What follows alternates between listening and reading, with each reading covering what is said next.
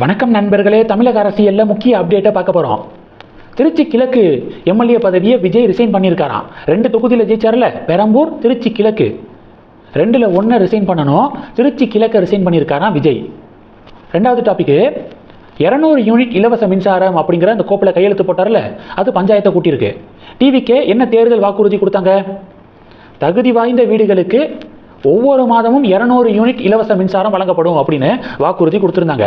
தகுதி வாய்ந்த அப்படின்னு அவங்க சொன்னதுனால 500 யூனிட் வரை, 500 யூனிட்டுக்குள்ள எந்த வீடுக்கு கரண்ட் பில் வருதோ அதில் 200 யூனிட் ஃப்ரீ அப்படின்னு சொல்லிட்டு ஃபிக்ஸ் பண்ணியிருக்காங்க. தகுதி வாய்ந்த அப்படின்னு சொன்னதுனால இது பிரச்சனை கிடையாது.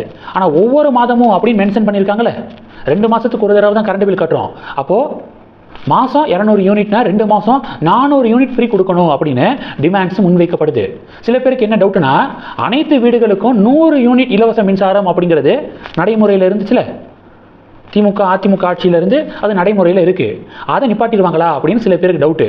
இப்போ தமிழக அரசாங்கம் என்ன விளக்கம் கொடுத்துருக்காங்கன்னா, அதை நிப்பாட்ட மாட்டோம், 500 யூனிட்டுக்குள்ளே எந்த வீடுக்கு வருதோ 200 யூனிட் ஃப்ரீ, 500 யூனிட்டுக்கு மேலே வரவங்களுக்கு இந்த 100 யூனிட் ஃப்ரீ அப்படிங்கிறது நிலுவையில் இருக்கும், அது கண்டினியூ ஆகும் அப்படின்னு சொல்லிட்டு தமிழக அரசாங்கம் விளக்கம் கொடுத்துருக்காங்க. இது 2. 3வது என்ன பார்க்க போகிறோம்? 3வது, நயினார் நாகேந்திரன் தமிழக பாஜகவில் இருக்கக்கூடிய பலரை அடுத்தடுத்து கட்சியை விட்டு நீக்கி இருக்காரு. அடுத்தடுத்து உதாரணத்துக்கு நீங்கள் கன்னியாகுமரி மாவட்டத்தில் 7 பேர் கட்சியுடைய அடிப்படை உறுப்பினர் பொறுப்பில் இருந்து நீக்கப்பட்டிருக்காங்க. என்ன காரணம் சொல்கிறாங்க அப்படின்னா, நயினார் என்ன காரணம் சொல்கிறாரு தெரியுமா? மாநில தலைமைக்கு எதிராக இவங்க பேசுகிறாங்க, கட்சியுடைய பேருக்கு களங்கம் கற்பிக்கக்கூடிய வகையில் நடந்துக்கிட்டாங்க அப்படின்னு சொல்லிட்டு நீக்கி இருக்காரு.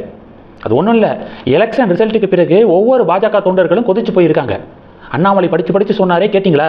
27 தொகுதியில் போட்டிட்டு ஒரே ஒரு தொகுதி மட்டும் ஜெயிச்சிருக்கீங்க. ஓட் ஷேரு 12%லேருந்து 3%க்கு கீழே ட்ராப் ஆகிருக்கு அப்படின்னு ஒவ்வொரு பாஜக தொண்டர்களும் கொதிச்சு போயிருக்காங்க. அந்த கோபத்தில் தங்களுடைய மனக்குமுறல்களை வெளிப்படுத்திக்கிருக்காங்க சமூக வலைதளம் வாயிலாக. அப்படி யாராவது சோசியல் மீடியாவில் மாநில தலைவர் நயினாருக்கு எதிராக போஸ்ட் போட்டால் அவரை கட்சியிலிருந்து தூக்கிக்கிருக்காரு நயினார்.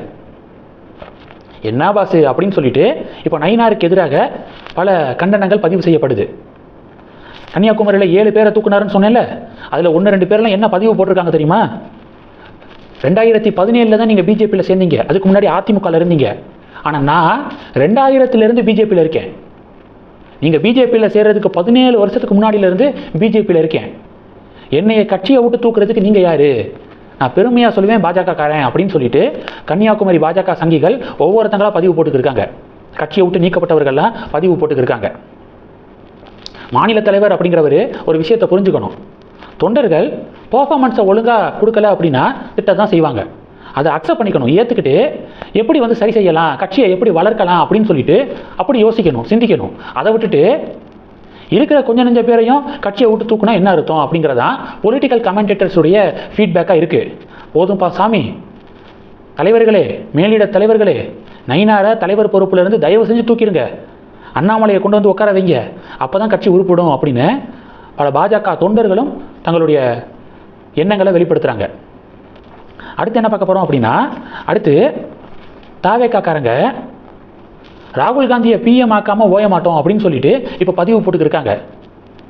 விஜயுடைய பதவி பிரமாண விழாவுக்கு ராகுல் வந்திருந்தார்ல, அந்த புகைப்படத்தை ஷேர் பண்ணி ராகுலை பிஎம் ஆக்காமல் ஓய மாட்டோம் அப்படின்னு போஸ்ட் போட்டுக்கிருக்காங்க.